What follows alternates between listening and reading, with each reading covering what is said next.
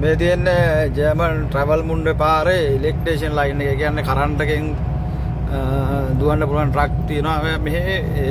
ඒ යන ලයින් එක මේ දෙපැත්තෙම තියෙනවා, පාර දෙපැත්තෙම. ඊට අමතරව ගොඩක් දෙනෙක් අහලා තිබ්බා මම මේට ආවේ කොහොමද කියලා. ඇත්තටම මම ඒජන්සි එකකින් නෙමෙයි ආවේ. මම තනියම ඇප්ලයි කරලා ආවේ. ඒකත් මගේ යාළුවෙක් වර්ක් පර්මිට් එකක් දීලා. දැන් ගොඩක් දෙනෙක්ට ඉස්සර වගේ මේ යුරෝපෙට එන්න අමාරු නෑ. පොඩ ඔළුව කල්පනා කරලා මේ එන්න පහසුයි. මොකද මේ කොයි ලංකාවෙන් තමයි යුරෝපට එන්න අමාරු. ලංකාවෙත් ඒජන්සි නැතුවාම නෙවෙයි. හරියට ඉවර ඒජන්සි තියනවා. ගොඩක් දෙනෙක් අහනවා ආපු ඒජන්සිය මොකක්ද කියලා. ඒජන්සි වල නම් කියන්න බෑ.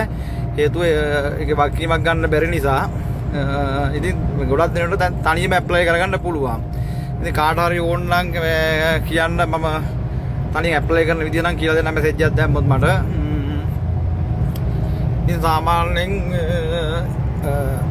උනන්දුව තියෙනවා නම් ඔය කොහේ හරි තමන්ට DRC එකක් කරන්න ඇප්ලයි කරන්න පුළුවන් රටක් හොයලා මේ යුරෝපෙට එන්න ඕම වුණා තියෙනවා නම් මේ තනියම ඇප්ලයි කරගන්න පුළුවන්. ඉතින් ඒක තමයි දැනට යුරෝපෙට එන්න නම් හොඳ මාර්ගය. ඉස්සර වගේ ලොකු සල්ලි ලක්ෂ 30 40 දෙන්න අවශ්‍යතාවයක් නැහැ.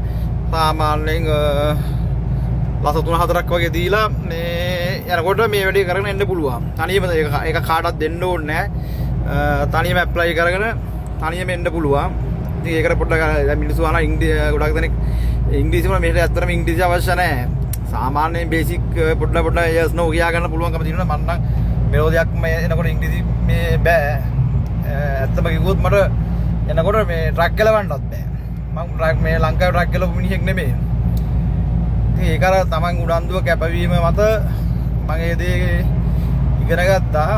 දැන් නැති මම අවුරුද්දක් විතර යනවා මෙහෙට ඇවිල්ලා.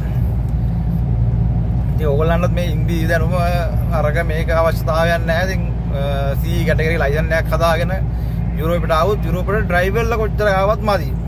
ඒක ගැන මට වගකීමෙන් කියන්න පුළුවන්.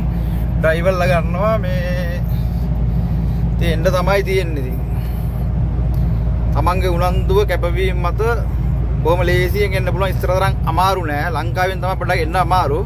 ඒකට හොඳම දේ තමයි වෙන රටකට ගිහිල්ලා ඔය ඇප්ලයි කරන බඳනකට ගිහිල්ලා තනියම ඇප්ලයි කරන්න. ඇප්ලයි කරන විදිය ඕන නම් මං කියලා දෙන්නම්.